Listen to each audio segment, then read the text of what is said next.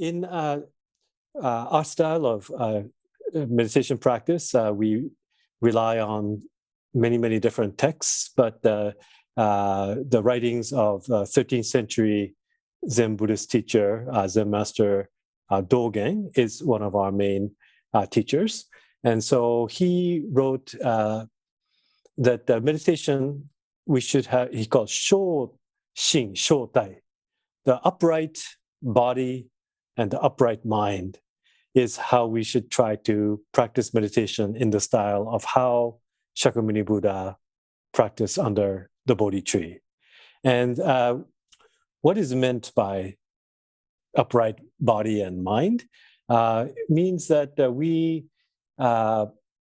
in whatever our physical situation, what is upright for you means that's how should we say, correct way of your mind and body to come together for this period of time as we try to practice as a Sangha.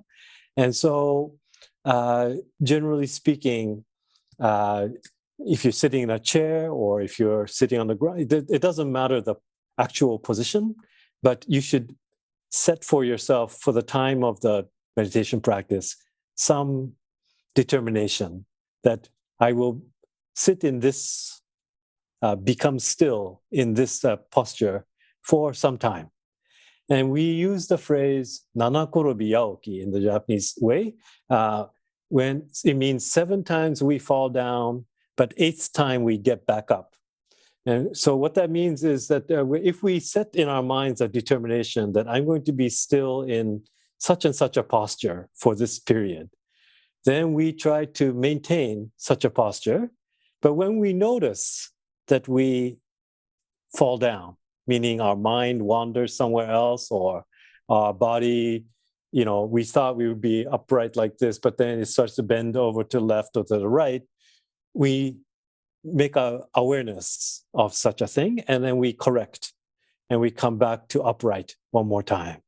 And so even the most well-known Buddhist priests, maybe 1,000,000 times they will fall off the path of being upright, but 1,000,001 times they have to get back up. So this is our style of doing meditation. We just determine for ourselves this time, our mind will be upright, our body will be upright, and we try to maintain whatever that may mean to you that way for 10 minutes, 15 minutes, something amount of time for our meditation today. And so feel, please, as comfortable as possible about what that means for you today to be in an upright mental and physical posture. And then let's try to keep that together. And one, maybe, how should we say, last guidance from Zen Master Dogen and others in our tradition is to say that we don't practice meditation to gain something, but we call it tebanas, like it's not grasping something, like if I practice meditation, I will get inner peace, or I will get calm, or I will get wisdom, or I'll get, but more like we call tebanas, like you open the hand. We call it opening a hand of Zen, but like we open means that we're releasing something. So maybe this is not the maybe style of meditation that's some of you may not be so used to, but just for this time, maybe you can try.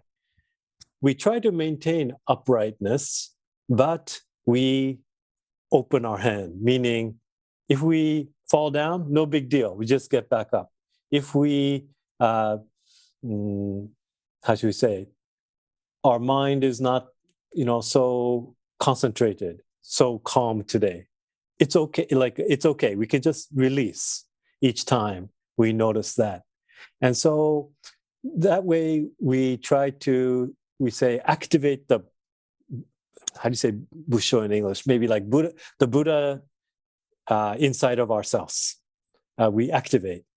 So instead of trying to obtain Buddhahood or obtain wisdom or obtain something, we believe in our tradition that we are already fully complete Buddhas, realized, and we just need to manifest, actualized, we call it, to actualize our Buddha nature. So if it's okay to have those little guidance in mind as we become a little bit more quiet, still, and we call it still point, but like making our minds and bodies a little bit concentrated. And hopefully it'll be, how should we say, our minds will become very open, like the Buddha's mind.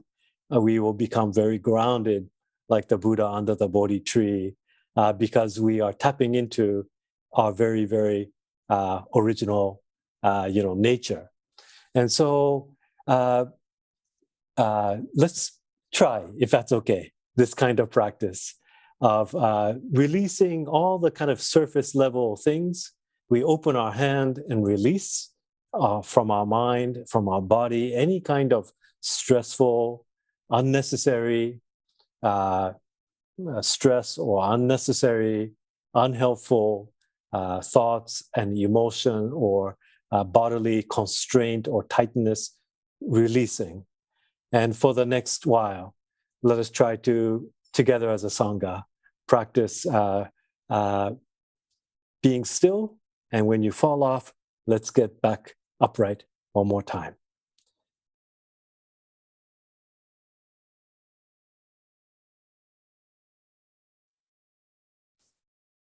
Okay, welcome back, everyone. And, usually I like to, for this kind of gathering, encourage Dharma exchange, or traditionally we call it hossen or Dharma combat. It sounds bad when we put it in English, but it means that you can test me on my Dharma. So you can ask me any question, no limits, anything is fine. But maybe I've also been asked to give a Dharma message. So traditional ways, we have a text and I explicate on the text. But today I thought, since a few of you may have come to one of my talks before, I don't want to do that kind of same one. So I thought today, instead of doing a kind of line by line of a text by Zen Master Dogen or some other Zen teacher, I would like to share with you first some just a very short chanting from my tradition way, and then explicate that and make just an offering of my understanding, and then open it up for any questions. And if you don't like what I say or anything, you can ask me any kind of question too. That's unrelated to anything that I mentioned. But let me start with a quick chanting of, we call it Shiguseigan, 4 great vows of the Bodhisattva. 四条無変誓願上煩悩無人誓願断訪問無量誓願悪仏道無常誓願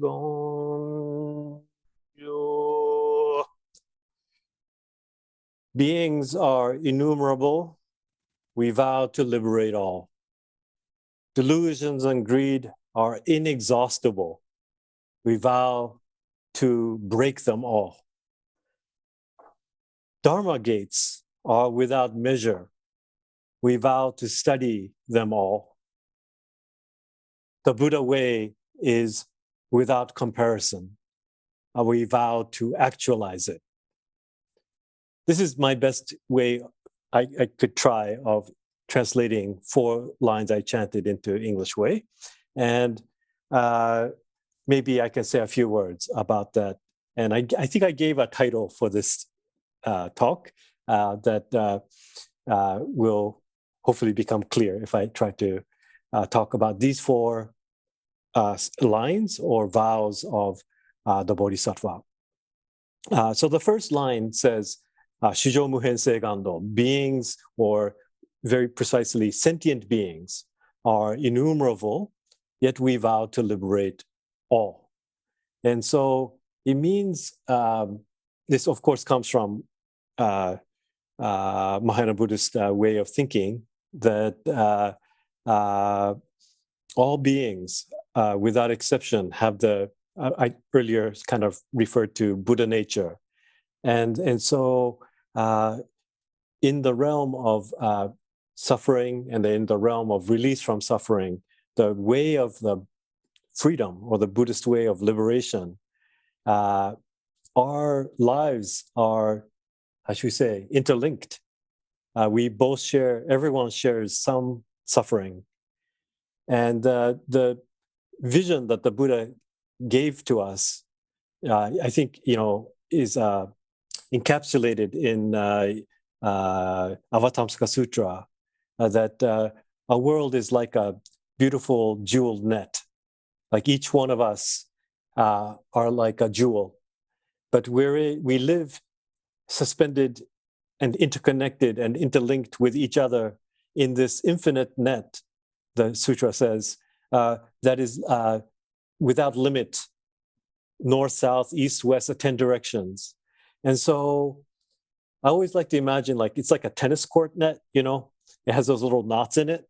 And inside each knot is us, like a jewel, our individuality.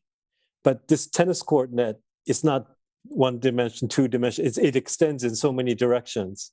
And infinitely, we have beings in these little knots that we call ourself, right? But that, because it's a jewel that is cut in such a way, it's like the surface of it is like a mirror. And we can, if we examine one jewel, like if we examine our individual being, we should be able to see our parents, our lineages. We should be able to see what we ate today, all the beings that from the, if you're vegetarian, plant world, not vegetarian, animal world too, all the things we are consisting of, we are interlinked with everyone.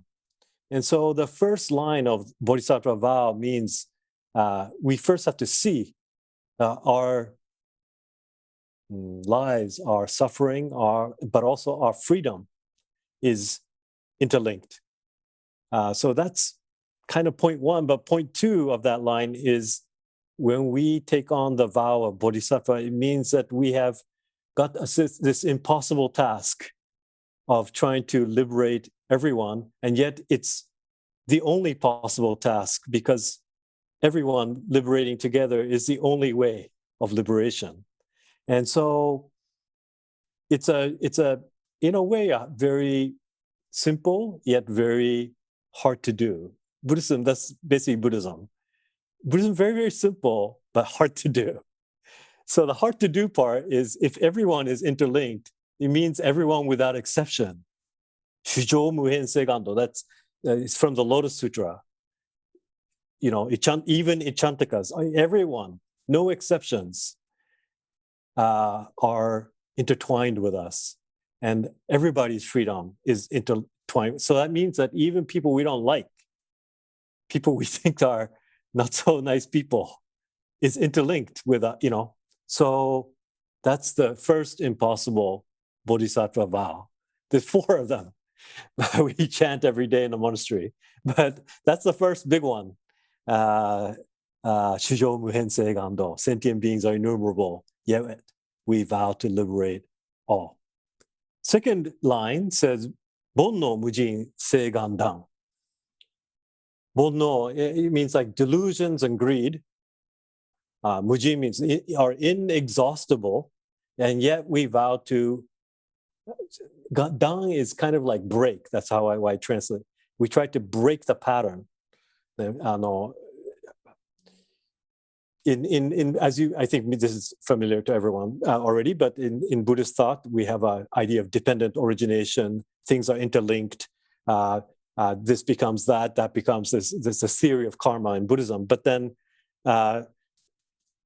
in the kind of early Buddhist teaching, there's a line of thinking that there is these interlinked chains of how suffering gets enacted or manifests in our lives. And there are certain things, shōrō byoshi is the way we say in Japanese. Being born, ro means getting old, byo means getting sick or ill, and shi means dying. Everyone, it doesn't matter how rich or poor, what era, what country, everyone, if you're alive, you'll probably go through these 4 types of suffering. Being born, getting old, becoming ill. Nobody can escape some of these, elements some way or another. And so the Buddha taught there's some things you can't change in this line of suffering, but there are points in the chain that are weak. And the 2 points the Buddha pointed out was delusion and greed. That's a point in the chain that you can break. So we know, sometimes I teach in my temple, we're historic Japanese American temple, and then we have many other associated temples and youth groups. And for the young people, we call it YBA, or Young Buddhist Association. We have these conventions for junior high school or high school students. And so I'm sometimes asked, what is the best way to summarize what is Buddhism? And for the youngsters, I try to make it very simple. And I say, Buddhism teaches, we have suffering, but we can become, free.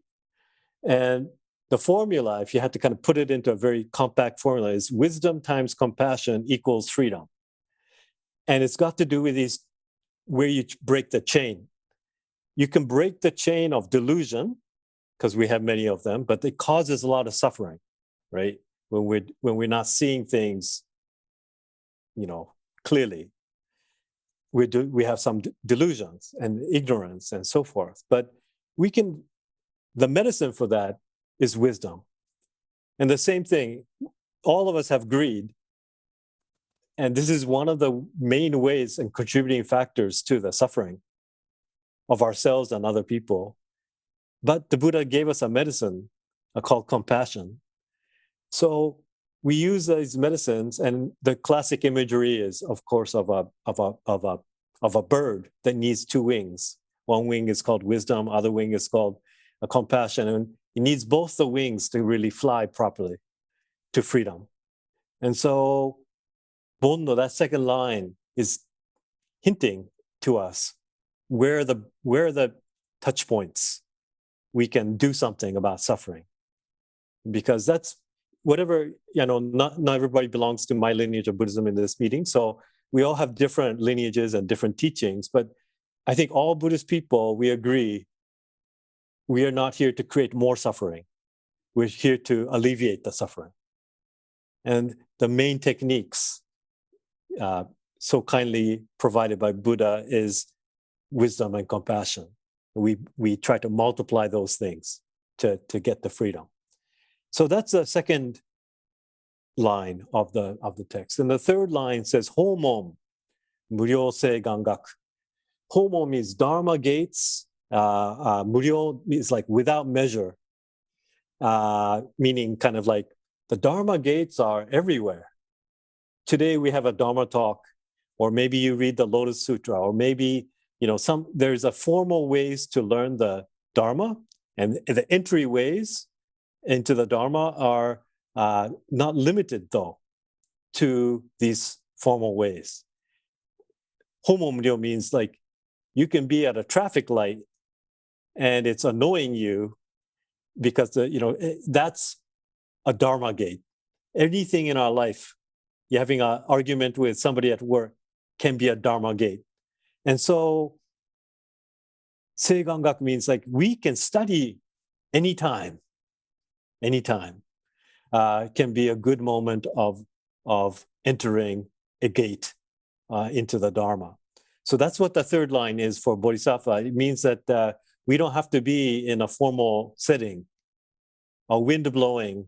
The classical line in the Dogen's text is grasses, trees, and even fence tiles are preaching the Dharma. Can you hear it? Even the inanimate fence tiles are preaching to us, but are we listening? This is one kind of koan or one kind of question we can see if we're alert that the Dharma gates are really just all over the place, and it's up to us to see each other, up to us to see the mirrors that are teaching all of us. Last line is Butsudo Mujō Seigan Jo. So it just means that Buddha way is incomparable. Original meaning means like there's nothing unsurpassable, like it can't be surpassed. But it really means like it can't be compared. It's not about left or right or up or down, or the Buddha way is not like that. It's not about comparison. I am better than you, or you lower, higher, nothing like that. I'm more advanced practitioner, you're less. It's beyond any of such comparison is the Buddha way. And when we say we vow to actualize it, that's the Seiganjo, the last four characters. It means that we already have the Buddha nature. We don't need to become anything other than who we are. But we have to just enliven ourselves, wake up, and then we will be like a bright pearl. It's the way Dogen puts it. We're shining. So I always like to end with some kind of Dogen's words that tries to capture the whole meaning. And he gives a beautiful metaphor, maybe, in a text called Tenzo Kyokun. It means instructions to the head. Tenzo means the head cook inside the monastic kitchen. And if you ever live inside Zen monastery, there are different ranks and different people ring a bell or chanting or chant leader or meditation leader or different things. But the second highest after the abbot is the cook. Tenzo is the second highest rank inside a monastery. A lot of respect for cook and the cooking department because they need to create the food for sustaining the physical self, but also like the spiritual nourishment of the Sangha. And Dogen always talked very seriously about what you need to do to have the right, we talked today about upright the mind. What is the right mindset for how to cook? And that's a metaphor. So it's basically how to practice the Buddhism. And he says, the typical Japanese, this is not just Dogen, typical Japanese thing, like don't be so wasteful. Like my mother's Japanese, so like don't so wasteful, like everything. Even so, Zen Buddhism is a tradition that created like Japanese like daikon pickles called takuan. It's named after Zen master Takuan of the medieval period. Like even rotting, radishes can become a food, and so you don't waste anything.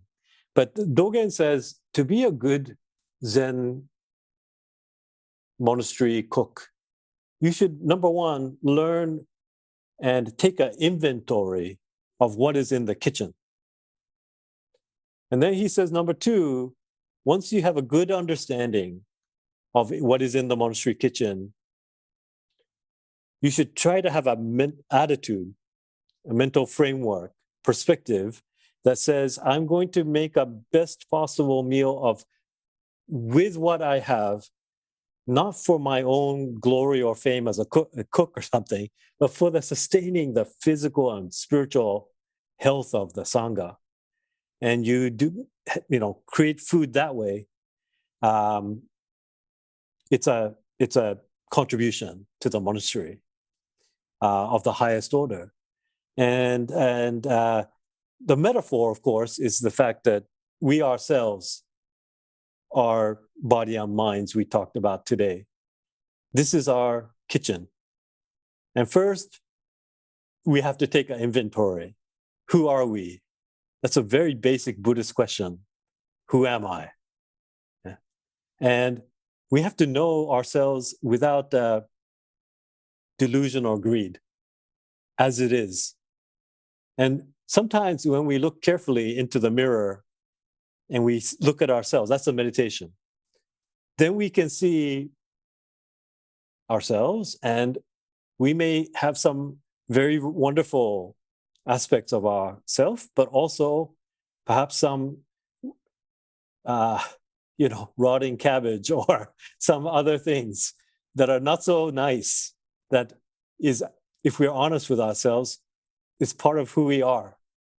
And first, we have to take an inventory without any extra, nothing justifying our way, or just as it is. We come to know ourselves. And in that coming to know ourselves, Dogen says, we find ourselves in a position to see how everything we do, this is the jewel net, everything we do is interlinked with everything everyone else does. And so we come to have something called, it's less a perspective change or a mental state, but more a feeling of each other. So that's compassion, right? And even in English, from the Latin cum and like the Latin word is suffering, cum, together with. So we together, we come to understand each other's good parts, not so good parts, and try to help each other to become a little bit freer each time we practice together. So to me, that's the kind of in between wisdom and compassion, we find that last line, Butsudo, the Buddha way, is that path that's in between. When I was growing up, in Japan until I was 17 years old, I grew up in Japan, and my dad is from England and Christian, and my mom is very devout Buddhist family, and so forth. And I first met my Zen teacher, I think I was maybe 17, 18. And he told me, you should be good for Buddhism because, or Buddhism should be good for you, maybe, because you already know what it means. You have to change your mind from Japanese language to English language, from Christian. I went to Anglican, British, so Anglican church in Tokyo, and then Buddhist temple. You have to go back and forth, but in between you'll find something. Find out what it is. Something like that was one of his first instruction to me. And when I became a monk, maybe 22 years old, some years later, he told me, when you put your Buddhist robe on, it means, how can I help you? Yeah. And when you enter the Buddhist way, there's no end. So he was already giving some intimation about sentient beings are innumerable. You have to just, there's no like, it's 5 o'clock now, temple is closed, you can't, no, there's no opportunity. Dharma gates are endless. Sentient beings having difficult, endless. But that's your chosen way if you want to become a Buddhist priest. And when you commit to the Buddha way, it's a huge problem. There's a lot of things we have to do. So we have no more time. And he even went as far as to say, he usually speaks to me in Japanese, but one time he said, if you really want to become Buddhist priest, you'll have no more holidays. He said that in English. And he meant it like, every day. Usually in Japan, people take the summertime, like obon, that we call obon, but like the summer vacation period to go and greet the ancestors, or New Year's time. But these are the most busy time for the Buddhist priests. Or, when the temple members come, you can't just say, go away, it's 5 o'clock. Like, you have to be always on call, you know? And he said, do you want to become a Buddhist priest, even if you're going to do that kind of life for, you know, if you dedicate yourself like that? And I said, yes, I'd like to try. And then he said, then you have to make every day a holiday. And I realized why he said this in English, because it meant a couple things. One, you know, holy day. Like every Zen Buddhist way, it's not like there's certain days that's the sacred day. Every day, every moment, Dharma Gates are always open. And so any day is possible day for awakening, for relieving and alleviating suffering. So I think I just wanted to conclude by saying, you know, we started with upright body and upright mind. And there's a monk in Japan called, when I was growing up with, it's like a TV cartoon show called Ikkyu-san.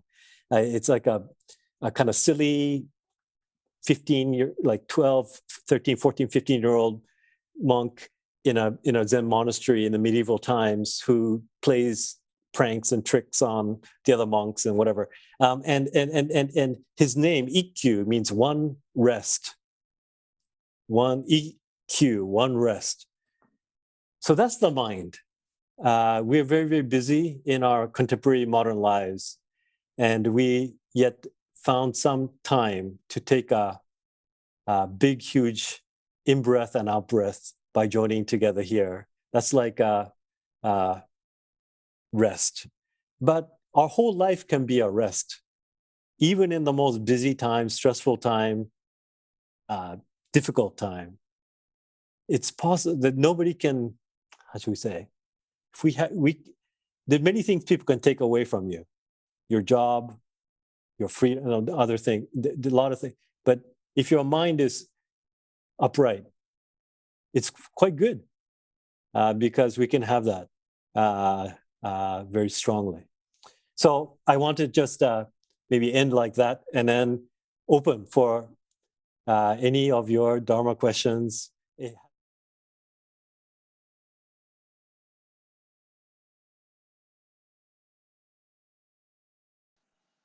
Thank you for that question. Well, I think I should clarify, you know, I saw the note too. To do the middle path, my teacher said, don't lean into being English or being Japanese. Don't lean into being Christian or being Buddhist. Like, you should find in the middle there some answers for yourself. So we take, you know, we create the karma by our actions and our reactions, but we also inherit the karma, you know. Some things we didn't choose X, Y, or Z things, our physical genetics or some cultural things that because I'm, you know, first son in a Japanese family, I brought up in a, you know, certain kind of way and so forth. So we inherit some things from our parents and our ancestors and so forth. And so, but Buddhism is about, how should we say, figuring out what is in the ingredients, you know, the inventory of our kitchen, what we inherit from previous cooks and etc. We should know what they are, and yet also we have to figure out own way of letting go of things that are not so helpful, and finding some pathway forward to open up our life and become more free. And so I think I found very valuable thing, for example, in American, you know, because I was trained in Japanese ways and Japanese customs, and was my world. I became very, very impressed with some of the flexibility. The Japanese people, we're not so flexible my wife is Korean, so she always makes fun of Japanese people. And she says, because I'm half British too, she's like, it's the two most anal cultures of the world collided in one person or something. But anyway, so we start with the form, we are very, very, we do the form exactly. And then after you do it many, many, many, many times, then you find some little bit of improvisation and freedom. And that's kind of Japanese style of thing. And then I realized in America, it's kind of flipped. Many, many people do the freedom first. And if they stick around long enough, then they get the discipline and form. You know what I mean? But I think being, exposed a little bit to not just Japanese way was very, very helpful for me to realize, you can flip it sometimes, and it's not so inflexible. And the Dharma and the Buddhist way actually is very free. And sometimes the Dharma Gate is a inflexible discipline style, and other times the Dharma Gate is very flexible and open style. And so I think maybe in terms of my own upbringing and so forth, having to code switch of language or customs and so on and so forth, it's good to, in Buddhism, we call it jiju zammai, the samadhi of crossing the borders. Every time we think we have a set way, actually, it's artificial. We can cross it. And so that kind of thing, I think, is very beautiful teaching that the Buddha gave us. Is sometimes we need the border and boundary to help us achieve something. And so we have different vehicles to get across to the other shore, but we can also release and let go of such vehicles too. So it's a very practical tradition, if that is okay to say.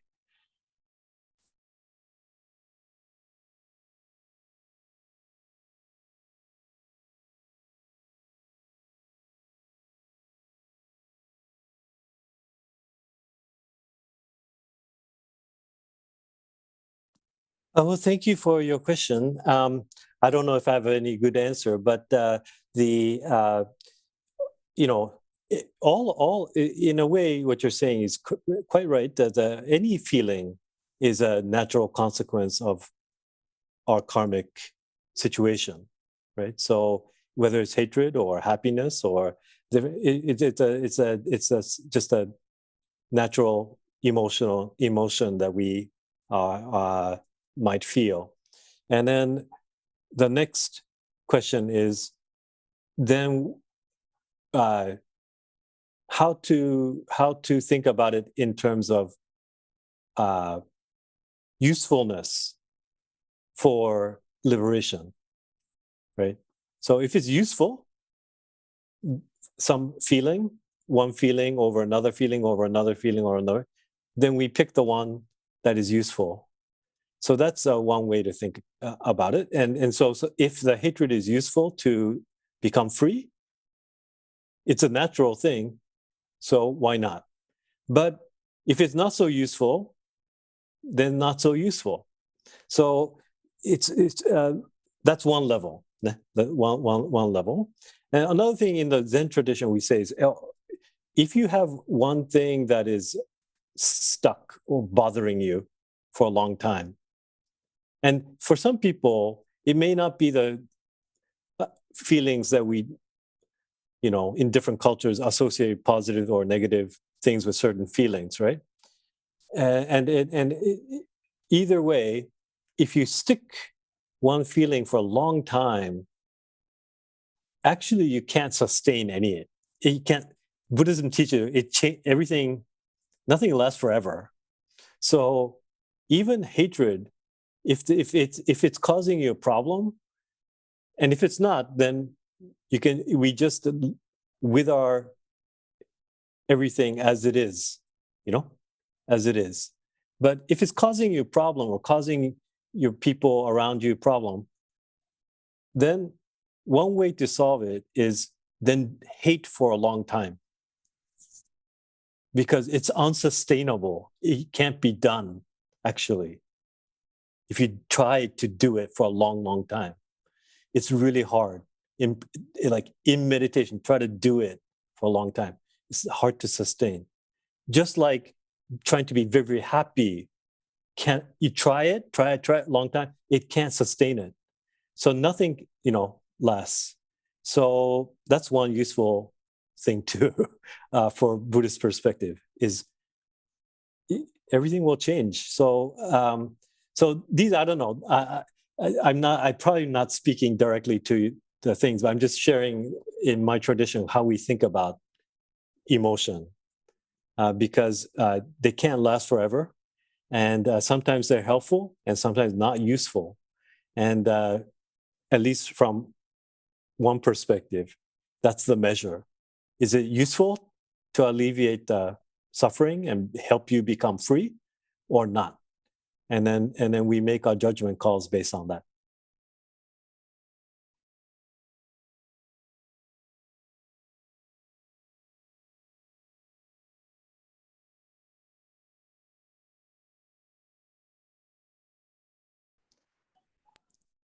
Thank you for that question. And basically, poison requires a medicine. And so when I say wisdom and compassion are kind of like two wings of the bird, but it's also metaphor, it's a medicine that will help us deal with these poisons. And wisdom just means that it's about, somebody used a word recently I found helpful, perspectival change. I hadn't heard that word before, but it's an interesting word. It just means like when you're stuck and when things are overwhelming, the poisons are overwhelming you, the delusion is overwhelming you, the greed is overwhelming you, the hatred is overwhelming you, and it's making your people around your life, not so good, not so happy, not so calm, not so, etc.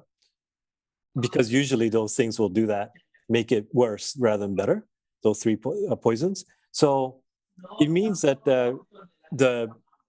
sometimes it's just reframing things in our minds.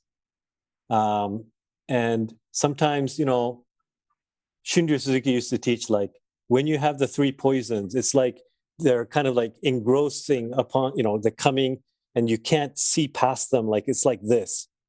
And the point of the meditation practice is just to crack open a little bit of view through it so that you can see it's not the only thing in the world. And I think that's a perspectival change. When you have these things that seem all too much, if you just make your mind field bigger, and amazingly, our imagination, that's the yogacara. So Madhyamaka, in our Buddhist tradition, we have one style of thinking, which is about deconstruction, and one style, which is about imagination. So Madhyamaka is deconstruction, yogacara is imagination of a different world. And that side of Buddhism is about wisdom, about reframing things so that things that seem so much and difficult is very tiny and minuscule and small. We can make that in 1 second of our mind. So that's a power. And all of us can actually do it anytime. But it seems like we can, and that's why we need the support of each other as a Sangha. That's why it's one of the three treasures. But I don't know. To me, that's the meaning of how is wisdom connected to any of these poisons? It's the perspective change that we can make in the course of 1 second of our mind, and that's how powerful it is if we can just imagine,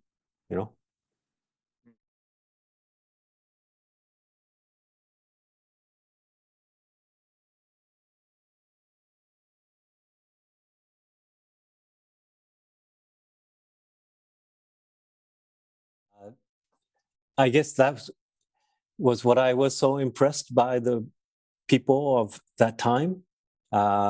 who, when their freedom had been taken away, still found some way to not only alleviate suffering of themselves and families and community members, but drew on their Buddhist faith and perspective to make something,